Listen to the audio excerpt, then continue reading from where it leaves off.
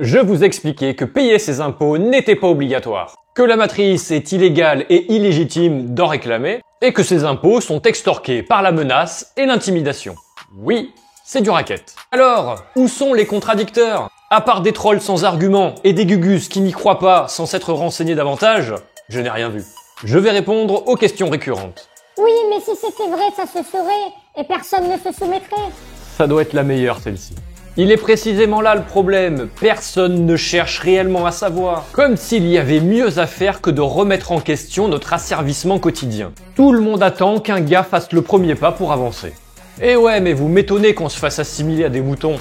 Par contre, un bon paquet semble saisir que c'est du vol organisé. Pourtant, on a l'air d'accepter, sans broncher, sans se poser plus de questions. Entre le défaitisme et l'ignorance, c'est dramatique. Je me mouille pour vous expliquer comment fonctionne réellement cette société. Et ce que je récolte, c'est... Oui, mais toi, tu les payes tes impôts, hein? Prouve-nous que c'est vrai. Vous saisissez que le sujet est sensible et que j'ai tout intérêt à faire attention? Prenez conscience de la société dans laquelle vous vivez et vous aurez vos réponses et vos preuves.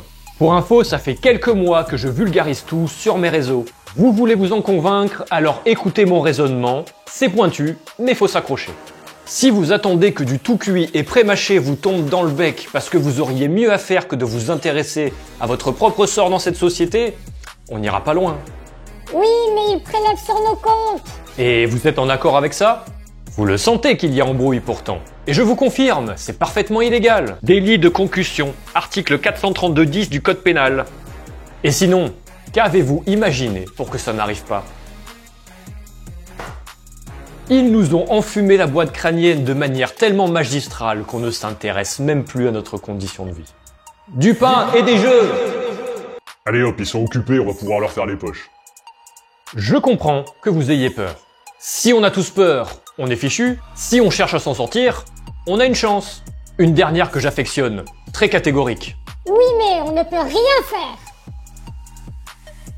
Ce n'est pas parce que vous ne connaissez pas l'issue qu'elle n'existe pas. Les amis, avec toute ma bienveillance, je ne vous incite à rien d'autre qu'à vous poser les bonnes questions. À reconsidérer les fondements d'une société qui use d'une mécanique d'asservissement à échelle planétaire. Le principal fléau de l'humanité n'est pas l'ignorance, mais le refus de savoir. Et si vous souhaitez savoir, restez branchés.